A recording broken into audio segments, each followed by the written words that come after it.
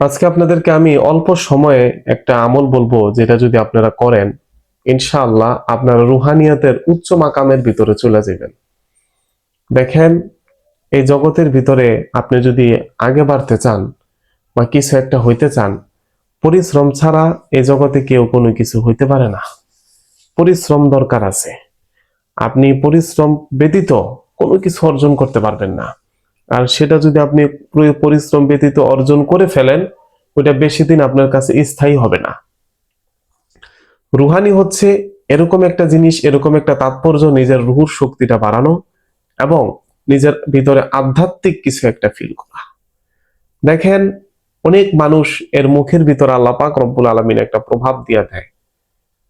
দেখবেন কিছু মানুষ বাচ্চা কান্নাকাটি করতেছে, আলহামদুলিল্লাহ সূরা পড়া ফু দেয়, বাচ্চাটা তার স্বাভাবিক অবস্থায় ফিরে আসে। আবার কিছু মানুষ সূরা বাকারা পড়া ফু দেয়, কাজ হয় না। কারণ কি? ওর ভিতরে রুহানিয়ত নাই। রুহানিয়তের গন্ধ পর্যন্ত ওর শরীরে নাই। রুহানিয়তের কথা তো বাদই দিলাম। তো রুহানি এরকম একটা বিষয়, আপনার সমস্ত আমলের হেড হচ্ছে হইল রুহানিয়ত। এই রুহানি শক্তি কেন নষ্ট হয় সেটাও আমি অল্প সময় আপনাদের কাছকে বলবো, আর একটা আমল আপনাদেরকে দিচ্ছি। দেখেন, রুহানি শক্তি অর্জন করার অনেক আমল আপনি ইউটিউবে যদি সার্চ দেন শত শত আসবো, কিন্তু কার্যকর খুব অল্পগুলা হয়। তার মধ্যে আমি আজকে আপনাদেরকে একটা এরকম রুহানিয়তের আমল দিব, এটা যদি আপনারা করতে পারেন তাইলে আপনাদের রুহানিয়তের উঁচু মাকামে আপনারা পৌঁছায় যাইবেন। আপনাদের যাদের রুহানি শক্তি বেশি, এদের কিছু কিছু আলামত আছে। এরা স্বপ্নে যা দেখে এটা বাস্তবে পরিণত হয়। ঠিক আছে? এরা অনেক কিছু স্বপ্নের ভিতরে আগত হয়, এদের বিপদ আপদ দূর হয়ে যায়, এদের জীবনে কোনো কষ্ট থাকে না। আর রুহানি শক্তি কেন চলে যায়? বেশি বেশি যদি কেউ মিথ্যা কথা বলে, কারো আমানতের খেয়ানত করে, জেনা বেবিচার করলে, হ্যাঁ, মুনাফিকি করলে, এই সমস্ত কাজ করলে আপনার রুহানিয়তের সিঁড়ি থেকে আপনি ঠাস করে বাবা নাইমা যাইবেন। তো অনেকরে আমি দেখি যে অনেক বড় জজবা নিয়ে আসে, হাই হাই এটা করব সেটা করব, কিন্তু এরা মাঝ রাস্তায় ছিটকা পড়ে যায়, আর ওরা উপরে উঠতে পারে না।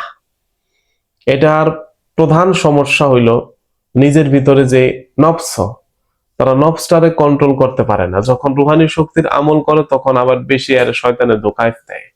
এটার জন্য আল্লাহুম্মা ইন্নী আউযু বিকা মিনাল খুবুসি ওয়া খাবাইস প্রতিদিন 100 বার পড়বেন, আপনি ধোঁকার থেকে বাইচা থাকবেন।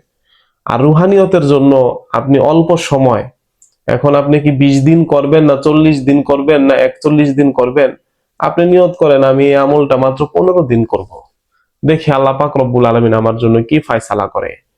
এটা আপনার কি করতে হবে? আপনি শুধু যখন খাবার খাইবেন, হ্যাঁ, এবার ভাত খান, পানি বাদে, লিকুইড বাদে, আপনি যে কোনো খাবার খান, সকালের নাস্তা খান, দুপুরের ভাত, রাতের খাবার, যেটাই আপনি খান, আপনি শুধু ইয়া আলিমুল গয়ব, ইয়া আলিমুল গয়ব পড়বেন। আলিমুল গয়ব অর্থ কি? সমস্ত গোপন খবর যে জানে, দেনেওয়ালা একমাত্র আল্লাহ পাক।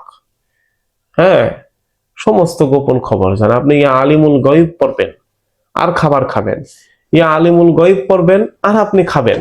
দেখবেন আপনার ভিতরে একটা রুহানিয়ত চলে আসবো, একটা আধ্যাত্মিকতা চলে আসবো, সেটা আপনি বুঝতে পারবেন। যখন আপনি 15 দিন পরে আমলটা শেষ করবেন, ওই দিন আপনি আজব কিছু একটা আপনার সাথে আল্লাহ পাক রব্বুল আলামিন ঘটায় দিতে পারে, যেটা আপনার কাছে হয়তো বা অনেক দিনের জন্য অসম্ভব। কিন্তু আপনি নিয়ত করেন, যখন আপনার উদ্দেশ্যটা আল্লাহ পাক কবুল করে ফেলবো, আপনার আমলটা ছাড়বেন না, যে না এই আমল আমি সারা জীবন করব। তো এটা আপনারা চাইলে আজকের থেকে শুরু করতে পারেন। সকলকে অনুমতি দিয়ে দিলাম। আল্লাহ পাক সকলকে ভালো রাখুক, সকলকে শান্তিতে রাখুক।